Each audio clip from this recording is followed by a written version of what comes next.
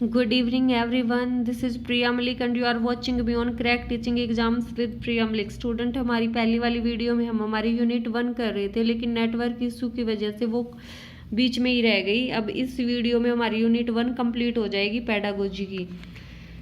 ये यूनिट करने के बाद आपको कहीं से भी यूनिट 1 का कुछ भी करने की ज़रूरत नहीं है। इसमें आपके सारे के सारे कंसेप्ट क्लियर हो जाएंगे और जो आपके क्वेश्चन है प्रैक्टिस के लिए वो हमारे केवीएस में जो 100 क्वेश्चन आए थे, पीआरटी के पेपर में 60 और टीजीटी के पेपर में 40, वो मैं मेरी जो रिस्पॉन्स शीट है वो शेयर कर दूंगी आपके साथ। लेकिन पहले हम ये पांचों यूनिट कर लेते हैं कि अब उससे हमें ये भी पता चल जाएगा कि इनसे कैसे कैसे क्वेश्चन पुट हो रहे हैं।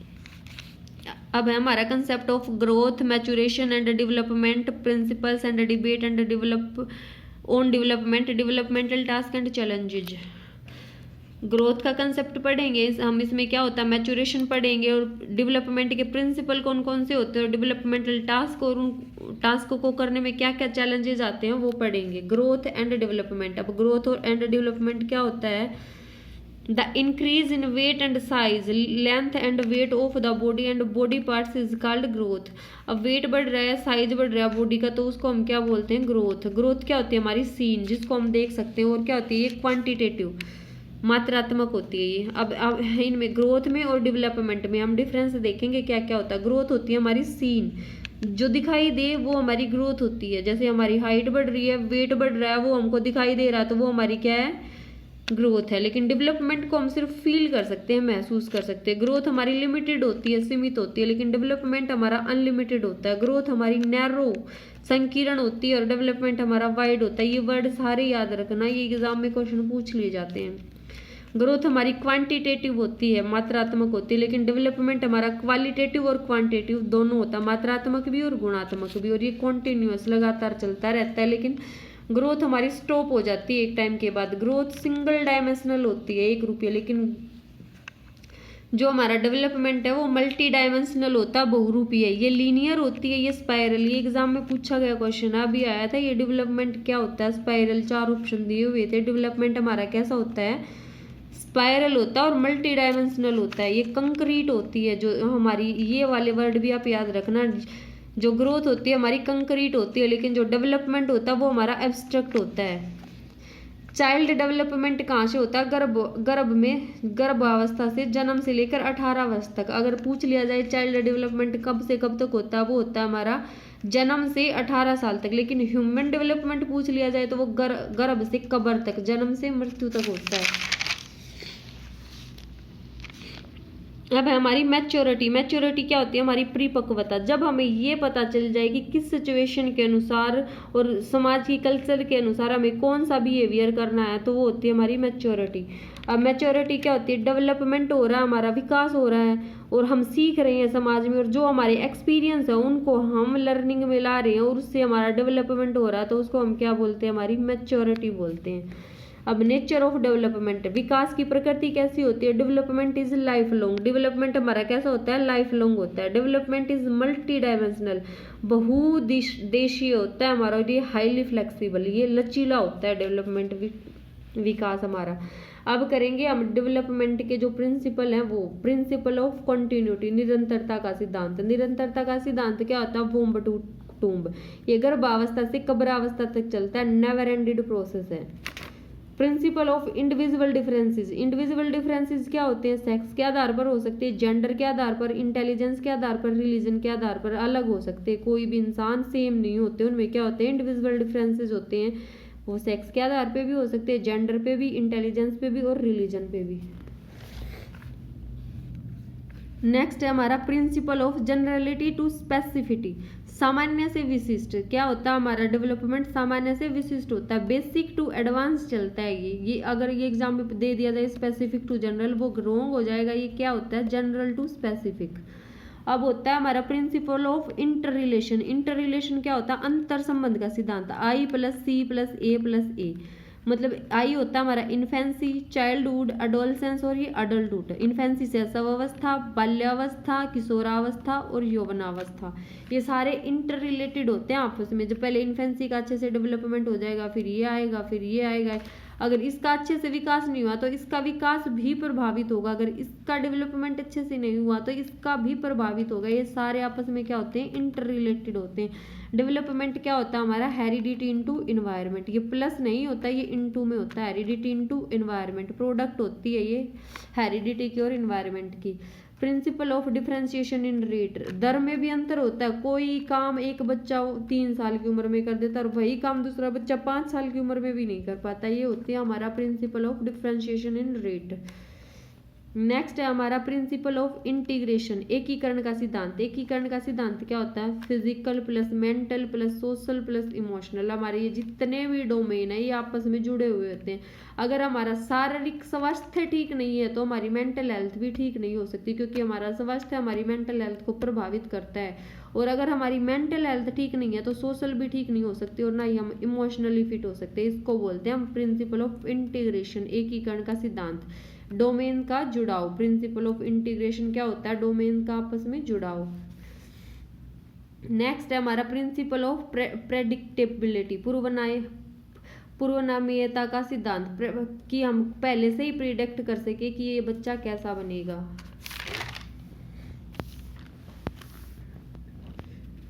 सिक्वेंशियल पैटर्न ऑफ डेवलपमेंट, विकास के अनुक्रमिक स्वरूप, ये बहुत इंपॉर्टेंट और ये एग्जाम में कई बार आया हुआ है। सिक्वेंशियल पैटर्न ऑफ डेवलपमेंट, विकास के अनुक्रमिक स्वरूप क्या होते हैं, सेफलोकोडल सीक्वेंस। सेफलोकोडल सीक्वेंस को हिंदी में क्या बोलते हैं, शीर्षगामी, सिर से पैर तक। सेफलोकोडल क्या होता है, head to toe, head to toe क्या होता है हमारा, सिर से पैर तक, सेफलोकोडल। और ये प्रोक्सिमोडिस्टल क्या होता है, अधोगामी अनुक्रम, सेंटर से बाहर की तरफ, इनर टू आउटर। प्रोक्सिमोडिस्टल क्या होता है, इनर टू आउटर। अब है हमारा हेरिडिटी एंड इन्वायरमेंट, अनुवांशिकता और पर्यावरण क्या है। Meaning of heredity, meaning of heredity क्या है, अनुवांशिकता का अर्थ क्या है, स्टेबल, स्टैटिक, नो चेंज। ये सारी क्या होती है हमारी हेरिडिटी होती है, ये स्टेबल होती है, ये स्थिर होती है, ये स्टैटिक होती है, इसमें कोई चेंज नहीं होता। नेक्स्ट है हमारा मीनिंग ऑफ इन्वायरमेंट। इन्वायरमेंट का मतलब क्या होता है, पर्यावरण का अर्थ डायनामिक, इन्वायरमेंट होता है हमारा गतिशील। इन्वायरमेंट का रोल ज्यादा होता है हेरिडिटी से। अगर एग्जाम में आ जाए हेरिडिटी और इन्वायरमेंट में किसका रोल ज्यादा होता है, तो इन्वायरमेंट का रोल ज्यादा होता है हेरिडिटी से। अब हमारे वुडवर्थ थे जिन्होंने ये डेफिनेशन दी थी, heredity into environment is equal to development. विकास किसके बराबर होता है, अनुवांशिकता और पर्यावरण की मल्टीप्लिकेशन, गुणा होती है, ये प्लस नहीं होती। पर्यावरण का रोल, इन्वायरमेंट का रोल ज्यादा होता है हेरिडिटी से। लॉज ऑफ हेरिडिटी, हेरिडिटी के लॉज क्यों कौन कौन से हैं, अनुवांशिकता के नियम, लॉ ऑफ रिजेम्बलनेस, समानता का नियम, ये हेरिडिटी के नियम है। अनुवांशिकता के नियम कौन कौन से हैं, जैसे माँ बाप वैसे बच्चे, जैसे माँ बाप गोरे हैं बच्चे भी गोरे होंगे तो, और अगर माँ बाप लंबे हैं बच्चे भी लंबे हैं तो वो क्या है, लॉ ऑफ रिजेम्बलेंस बोलते हैं हेरिडिटी के। नेक्स्ट है हमारा लॉ ऑफ वेरिएशन। वेरिएशन क्या होता है, भिन्नता का नियम। गोरे माँ बाप के काले बच्चे, ये क्या होते हैं, गोरे माँ बाप के काले बच्चे। रिजेम्बलेंस में जैसे माँ बाप वैसे बच्चे, और वेरिएशन में जैसे माँ बाप उसके अपोजिट बच्चे। वैरायटी चेंज हो जाती है वेरिएशन में। नेक्स्ट हमारा लॉ ऑफ रिग्रेशन, इसमें तो हमारे फिजिकल आधार पर होते हैं, लेकिन रिग्रेशन में गुणों का डिफरेंस होता है। माँ बाप इंटेलिजेंट है, बच्चा इंटेलिजेंट नहीं है। माँ बाप बहुत दानशील है लेकिन बच्चे इतने कंजूस हो जाते हैं, इसको हम बोलते हैं लॉ ऑफ रिग्रेशन।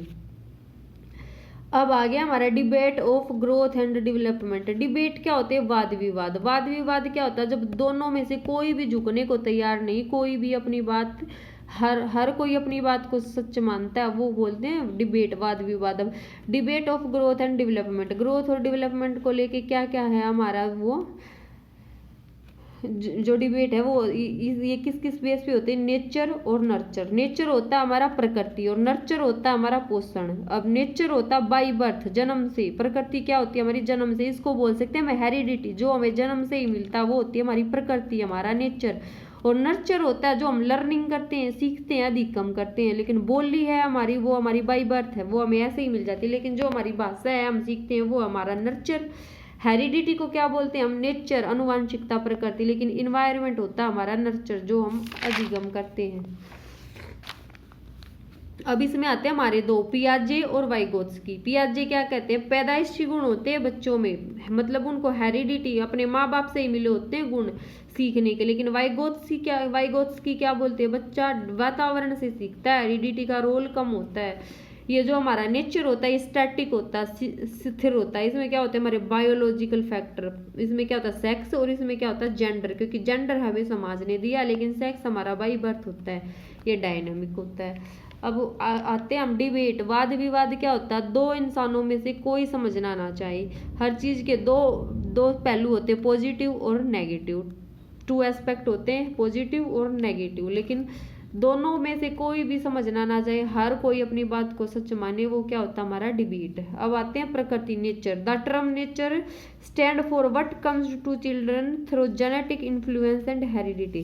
प्रकृति क्या होती है, जो बच्चे में जेनेटिक इन्फ्लुएंस होता है वो हमारी क्या होती है प्रकृति। और नर्चर क्या होता है, इन्फ्लुएंस ऑफ इन्वायरमेंट, पर्यावरण का प्रभाव क्या होता है हमारा नर्चर। अब नेक्स्ट है हमारा इसका जो ये सिद्धांत है, कॉन्टिन्यूटी वर्सेस डिसकॉन्टिन्यूटी। ये विवाद होता है, कॉन्टिन्यूटी और डिसकॉन्टिन्यूटी वाला विवाद कैसे होता है, ABCDEFGH जेड तक चलता जा रहा है, ये हमारा क्या है कॉन्टिन्यूटी वाला सिद्धांत। और ये क्या है हमारा ABCDEF। अब पहले हम A पे आए, फिर हल्का सा रुक के पोज B पे, फिर C पे, हम रुकते नहीं लेकिन हल्का सा पोज आता है, pose but not stop is called discontinue. अब ऐसा ही हमारा डेवलपमेंट में होता है, इन्फेंसी आती है पहले, फिर चाइल्डहुड आता है, फिर अडोलसेंस आता है, फिर अडल्ट होते हैं हम। अब ये लगातार चलता जा रहा है, ये हमारा कंटिन्यू। लेकिन इस स्टेज के बाद बच्चा परिपक्व होता है, रुकता है दूसरी स्टेज के लिए, इस स्टेज के बाद बच्चा रुकता है इस स्टेज के लिए, इसको बोलते हैं डिसकॉन्टिन्यूटी और इसको बोलते हैं कॉन्टिन्यूटी। अब ये कंटिन्यू बोलता है अगर स्टेज ही नहीं आएंगी तो ये रुकेगा कैसे, इसका डेवलपमेंट कैसे होगा। लेकिन ये बोलता है जब तक मैं परिपक्व नहीं होऊंगा तो ये आगे तो कंटिन्यू जा कैसे सकता है, इसको बोलते हैं ये है हमारा इसके ऊपर वाद विवाद। कॉन्टिन्यूटी को हम क्या बोलते हैं, स्टेज मॉडल। जैसे एक स्टेज के बाद दूसरी स्टेज आती है तो इसको क्या बोला जाता है, स्टेज मॉडल। अब ये ऐसे चल रहा है, ये हमारी कॉन्टिन्यूटी, और ये सीढ़ी दर सीढ़ी आराम से थोड़ा सा पो जाके चल रहा है, इसको बोलते हैं हम डिसकॉन्टिन्यूटी। नेक्स्ट है हमारा यूनिवर्सलिटी वर्सेस कंटेक्स्ट स्पेसिफिक, सार्वभौमिकता बनाम संदर्भ। ये डिबेट है हमारे सारे। अब स्पीयरमैन थे जिन्होंने बुद्धि के सिद्धांत दिए थे, सामान्य बुद्धि विशिष्ट बुद्धि। सामान्य बुद्धि क्या होती है, सबके पास, या उसको हम क्या बोलते हैं यूनिवर्सल। लेकिन विशिष्ट बुद्धि किसी किसी के पास होती है, उसको बोलते हैं हम कंटेक्स्ट स्पेसिफिक। जो सबके पास वो यूनिवर्सल, विशिष्ट बुद्धि कंटेक्स्ट। अब किसी बच्चे के पास, जैसे हमारा गूगल वो एकलव्य है, उसमें क्या है हमारा कंटेक्स्ट स्पेसिफिक, इतनी बुद्धि है वो क्या हो गया कंटेक्स्ट स्पेसिफिक। लेकिन जो नॉर्मल सब में होती है वो होती है हमारी यूनिवर्सलिटी। ये यूनिवर्सलिटी वर्सेज कंटेक्स्ट स्पेसिफिक की डिबेट है। एक्टिविटी वर्सेज पैसिविटी, गतिविधि बनाम निष्क्रियता। ये क्या होती है, कोई बच्चा क्लास में इतना एक्टिव होता है लेकिन कोई बच्चा बिल्कुल भी एक्टिव नहीं होता। लेकिन इसका मतलब ये नहीं कि वो पढ़ नहीं रहा। एक्टिविटी का मतलब बच्चा हर बात में क्या कर रहा है, कमेंट कर रहा है, तो इसको हम क्या बोलते हैं, activity versus passivity. Stability versus change, stability versus change क्या होता है, स्थिरता बनाम परिवर्तन। स्थिरता, स्थिर होने का गुण। मोर इफेक्टिव इन पर्सनैलिटी, हमारी पर्सनैलिटी स्थिर होनी चाहिए। लेकिन चेंज क्या होता है, चेंज हमारा किस में होना चाहिए, मोर इफेक्टिव ऑन एटीट्यूड। अगर हमारा कोई गलत एटीट्यूड है तो वो चेंज हो जाना ही सही होता है, लेकिन हमारी पर्सनैलिटी बार बार चेंज नहीं होनी चाहिए, वो स्टेबल होनी चाहिए। डेवलपमेंटल टास्क, डेवलपमेंटल टास्क क्या क्या होते हैं हमारे विकासात्मक कार्य। A developmental task is one that arises predictable and constantly at about a certain period. जो एक सर्टेन पीरियड में हम जो काम कर सकते हैं उसको क्या बोलते हैं, जिसका हम पूरा अनुमान लगा सकते हैं भी बच्चे को इस स्टेज पे ये वाला काम कर देना चाहिए, वो क्या होता है हमारा विकासात्मक कार्य। एक पर्टिकुलर टाइम के बाद आपके निश्चित विकास होते हैं, मतलब एक पर्टिकुलर टाइम है, उस टाइम पे उस बच्चे का उतना विकास हो जाना चाहिए, वो हम क्या बोलते हैं हमारे डेवलपमेंटल टास्क के अंदर आता है। नेक्स्ट है हमारा फैक्टर प्रमोटिंग डेवलपमेंट। अब डेवलपमेंट को प्रमोट कौन कौन से टास्क करते हैं, विकास को बढ़ावा देने वाले कारक फैक्टर कौन कौन से होते हैं, प्रोविजन ऑफ अपॉर्चुनिटी, बच्चे को अपॉर्चुनिटी दी जाए, अवसर दिया जाए।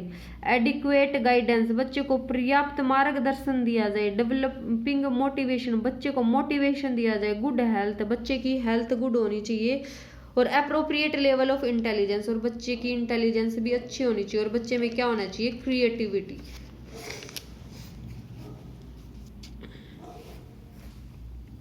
Developmental task at various stages, ये वेरियस स्टेजेस है ये डेवलपमेंटल टास्क की। ये किसने दी थी, हैविंगस ने। हैविंगस ने कब दी थी, 1950 में।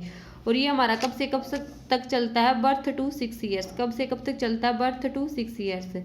बर्थ टू 6 ईयर में बच्चा क्या करने लग जाता है, लर्निंग टू वॉक, चलना सीख लेता है। सॉलिड फूड लेना सीख लेता है। टॉक, बात करना सीख लेता है। Control elimination of body wastage, ये मतलब ये सुसु पोटी करना सीख लेता है। Simple concept of social and physical reality, सामाजिक और ये फिजिकल का सिंपल कंसेप्ट सीख लेता है रियलिटी का। Relate oneself emotionally to others, और अपने को इमोशनली दूसरों के साथ जोड़ना भी सीख लेता है। नेक्स्ट है हमारा 6 to 12। 6 to 12 क्या होता है, learning to get along with age mate. Gang age हमारी किस में आती है, हैविंगस की सेकंड स्टेज में 6 to 12 में आती है। और FLN के अनुसार हमारा ये जो फाउंडेशनल लिटरेसी न्यूमरेसी है, ये बच्चा कौन सी हैविंगस की कौन सी स्टेज में सीखता है, सेकंड स्टेज में। सेकंड स्टेज 6 to 12 हैविंगस की सेकंड स्टेज में सीखते हैं हम क्या, FLN हमारा फाउंडेशनल लिटरेसी न्यूमरेसी। ये हम हमारी नेक्स्ट जो यूनिट है उनके अंदर पढ़ेंगे। एडोलसेंस होता है हमारा 12 to 20 हैविंगस के अनुसार एज है इसकी 12 to 20, लेकिन वैसे मान लेते हैं हम 12 to 18। अपने आप को स्वीकारना, आर्थिक स्वतंत्रता, वोकेशनल, इंटेलेक्चुअल्स के लिए सारी हमारी किस में आती है, एडोलसेंस में। स्टूडेंट हमारी ये जो यूनिट 1 है ये कंप्लीट हो गई है। Thank you. हमारी नेक्स्ट वीडियो में हम यूनिट 2 की एक कंप्लीट वीडियो लेके आएंगे जिसमें कंप्लीट यूनिट 2 होगी। Thank you.